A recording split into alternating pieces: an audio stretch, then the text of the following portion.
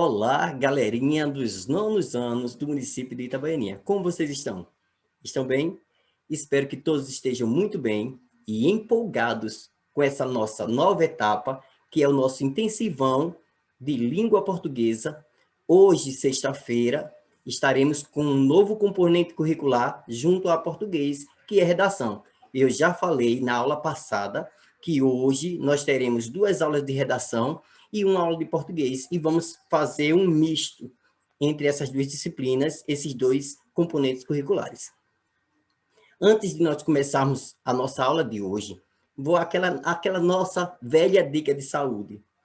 Se você tiver que sair de casa, é interessante que não saia, porque a pandemia não passou, mas se tiver de sair, use máscaras e álcool em gel. Manter o distanciamento social é muito importante nesse momento, porque a vacina está começando a chegar, mas nós não somos dos grupos prioritários. Então, precisamos aguardar mais um pouquinho e fazer o possível para que esse vírus não circule ainda mais. Certo? Então, fica aí a dica. Hoje não temos dica de leitura, porque, como eu falei na aula passada, a nossa leitura para hoje será o romance Os Miseráveis, na versão do cordelista Cleverson Viana, certo? Então, já falei com os meus colegas professores de português, e eles toparam esse desafio de nós elaborarmos a atividade em cima dessa obra, e aí vocês vão ter somente o trabalho de fazer a leitura de 9 páginas, bem curtas, e em cordel, uma leitura leve, e fazer a análise dessa obra. Análise essa que vai ser o nosso assunto, porque a gente vai estar trabalhando hoje os elementos da narrativa. Vamos logo para a nossa aula? Eu vou colocar na tela o slide para que vocês possam estar acompanhando comigo. Então, está aí na tela de vocês os elementos da narrativa, porque aquele livro que nós vamos ler, que os professores já concordaram, vocês vão ter que identificar nele esses elementos da narrativa, porque todo autor, toda pessoa que escreve e o narrador que vai narrar uma narrativa, ele vai utilizar desses elementos, seja um tempo, seja um espaço, seja as personagens, que pode ser um personagem principal, protagonista ou antagonista, também tem os coadjuvantes. Então, todos esses elementos vocês vão ter que identificar naquela obra. Para isso, vocês vão ter que lê-la. Correto?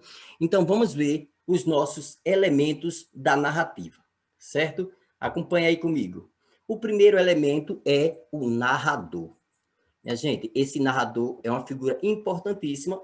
Sem ele, não há narração. Não tem como você narrar uma história sem que haja esse narrador.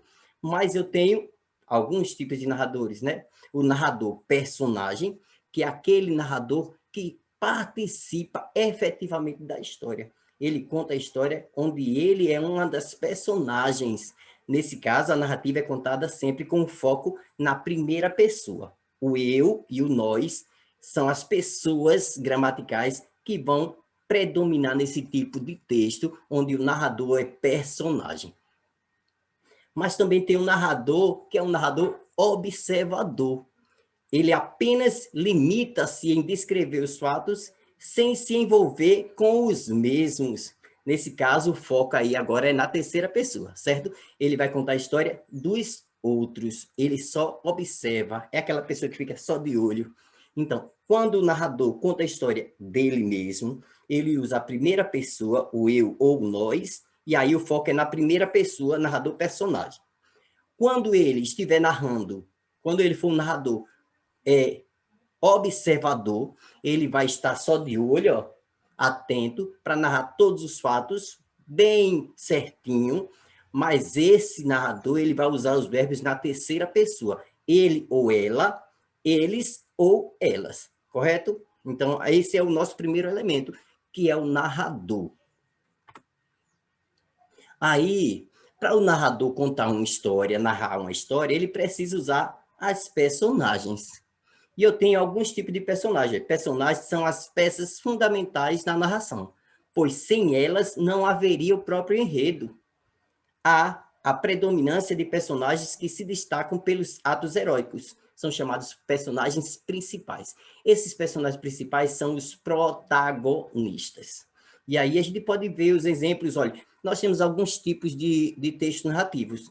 É a fábula, bem pequenininha, crônica, conto, novela, romance. E aí essa lista que eu fiz, eles vão crescendo de acordo com a listagem. O romance é o maior texto narrativo, mas a novela é um pouquinho menor, o conto um pouquinho menor, a crônica ainda menor, a fábula é bem pequenininha. Então, mas todos eles narram uma história. E, para isso, o narrador usa essas personagens. E cada história dessa tem uma personagem principal, que eu vou chamar de protagonista. Mas, não menos importante, também tem os antagonistas. Eles. O que é um antagonista? É aquela personagem que age em caráter de oposição. É sempre do contra. Ele quem traz as intrigas para as narrativas. O que dá aquele gostinho apimentado à narração, quem traz é esse antagonista. Porque já pensou a gente assistir uma novela, só ter aquele personagem principal, o protagonista, só de beijinho e abraço, fica uma coisa muito melosa. Tanto é que o Big Brother Brasil faz muito sucesso porque tem muitas intrigas. Então, quem traz essa intriga é o personagem antagonista, certo? Mas ele é tão importante quanto o protagonista, certo? Mas tem os personagens secundários, também chamados de coadjuvantes. Esses personagens, eles não se destacam tanto quanto os primeiros. As primeiras personagens funcionam apenas como suporte para a trama em si. É como se fosse uma cena, vamos supor, eu vou gravar uma cena, uma peça, alguma coisa, e vou gravar em um show. Tá a banda tocando e a cena vai acontecer naquele show. Mas imagine que essa cena vai acontecer somente com os personagens principais. O show não vai ter graça, então eu preciso ter pessoas para compor ali o cenário. Essas pessoas de composição eu vou chamar de coadjuvante ou personagem secundário. O próximo elemento é o tempo. O tempo é o momento que se passa a história, né? E esse tempo ele pode ser dividido em dois. O tempo cronológico, e aí vocês vão perceber na obra Os Miseráveis que o tempo lá é cronológico. Já vou dar essa dica logo. Por quê? É uma narrativa que vai acontecendo, os fatos são lineares. Começa com o Jean Valjean preso, ele vai ser libertado, vai encontrar com Fantine, Fantine mostra a filha cresce. Então, uma cronologia. Mas há um tempo psicológico também. Esse tempo aí é um pouco diferente. Imagine o tempo psicológico que não segue linearidade dos fatos, sendo um tempo interior que ocorre na mente dos personagens. Agora, um exemplozinho que eu vou dar para a gente explicar esse tempo psicológico. Imagine numa sala de aula, os alunos, às vezes, eles simpatizam mais com um professor do que com o outro. E aí, a aula daquele professor que o aluno simpatiza, parece que o tempo é menor, corre rápido. Isso é psicológico, certo? Já o outro professor, que aquele aluno não gosta, às vezes tem algum atrito, e a aula começa, demora. Mas as aulas, elas equivalem ao mesmo tempo, são 50 minutos. Só que em uma, parece o tempo andar mais rápido do que a outra. Isso é psicológico, certo? Então, vendo aí a diferença, o cronológico é aquele tempo linear que você nasce, vai crescendo, envelhecendo, e o psicológico é aquele tempo que só você sente na sua cabeça, ok? Lembrando que também tem algumas expressões que dão ideia de tempo, e é a marca do texto narrativo. Hoje, semana passada, o ano passado, essas expressões que são ou advérbio de tempo ou locuções adverbiais de tempo, dão a ideia de tempo no texto narrativo. Aí aparece agora espaço. É o local onde a narrativa se desenvolve. Pode ser classificado como espaço fechado, por exemplo, uma casa, um quarto, um hospital, ou um espaço aberto, rua, vilas, cidade. Certo? Então, preciso ficar atento também, porque além de eu identificar onde que está acontecendo a narrativa, eu preciso saber se esse espaço é aberto ou fechado. E o enredo? O enredo, minha gente, eu não sei se vocês já observaram, tem um filme em cartaz no cinema, e logo abaixo tem a sinopse. Aí ele conta assim, não o texto todo, ele conta um trechozinho que resume toda a obra. Mesma coisa acontece com o enredo. é o desencadear dos fatos, a essência da história. A parte principal você resume em algumas linhas, a qual se constituirá para um desfecho imprevisível que talvez não corresponderá às expectativas de quem está lendo. Este, portanto, poderá ser triste, alegre, cômico ou trágico, dependendo do ponto de vista do narrador. Quem vai decidir é o narrador, certo? O nosso enredo é dividido em 4 partes. Vamos ver as 4 separadamente, para que possamos entender e aplicarmos lá quando nós estivermos lendo o nosso romance, certo? A situação inicial é quando o autor apresenta os personagens e mostra o tempo e o espaço em que estão inseridos. Geralmente é logo na introdução, logo no início, quando o narrador começa a narrar a história, ele já vai apresentando as personagens e o tempo e o espaço, certo? Porque aí, a partir desse momento, é que o texto vai começar a acontecer, a transcorrer. Então, depois que ele apresenta, na situação inicial, apresenta os personagens, o lugar, o espaço, aí vem esse estabelecimento de um conflito. Por enquanto, não tem ação das personagens. Agora, no conflito, estabelecer o conflito, sim. Um acontecimento é responsável por modificar a situação inicial dos personagens, exigindo algum tipo de ação. Eles começam a agir, certo? No clímax, o clímax é o ápice, a parte mais interessante. Depois de diversas ações dos personagens, a narrativa é levada a um ponto de alta tensão ou emoção, uma espécie de encruzilhada literária, que exige uma decisão ou um desfecho. A partir do clímax tem que acontecer alguma coisa, você precisa decidir, precisa ter um final, um desfecho para aquilo ali, certo? E aí o desfecho é a parte da narrativa que mostra a solução para esse conflito. Se está um conflito, uma discussão, alguma coisa, esse conflito precisa ser resolvido. Então, onde é que vai ser resolvido o conflito? No desfecho do texto literário. Certo, pessoal? Aí nós vamos analisar agora uma obra literária. Então, agora a gente vai trazer um texto narrativo, é um conto popular, e eu já dividi aqui aquelas partes do enredo, certo? Nós precisamos tentar descobrir isso dentro das obras que nós formos fazer a leitura, sendo obras narrativas, os textos narrativos. Vamos lá, o caso do espelho é de Ricardo Azevedo. Perceba a nossa situação inicial, que é onde o narrador vai apresentar o lugar, as personagens, certo? Vamos lá. Era um homem que não sabia quase nada. Morava longe numa casinha de sapê, esquecida nos cafundós da mata. Um dia, precisando ir à cidade, passou em frente a uma loja e viu um espelho pendurado do lado de fora. O homem abriu a boca, apertou os olhos, depois gritou com o espelho nas mãos: "Mas o que é que o retrato do meu pai está fazendo aqui?" Pronto, aí nós temos nossa situação inicial. Perceba que não tem nenhuma ação. Apenas foi apresentados os elementos da narrativa. Mas, a partir desse passo, a sequência do texto, vocês vão perceber as ações que acontecem. Vamos lá. Aí, nós vamos começar a complicação. Já é diferente da situação inicial, que é uma das divisões do enredo. Isso é um espelho, explicou o dono da loja. Não sei se é espelho ou se não é. Eu só sei que é o retrato do meu pai. Os olhos do homem ficaram molhados. "O senhor conheceu meu pai?" perguntou ele ao comerciante. O dono da loja sorriu, explicou de novo. Aquilo era só um espelho comum, desses de vidro e moldura de madeira. "É não", respondeu o outro. "Isso é o retrato do meu pai. É ele sim. Olha o rosto dele.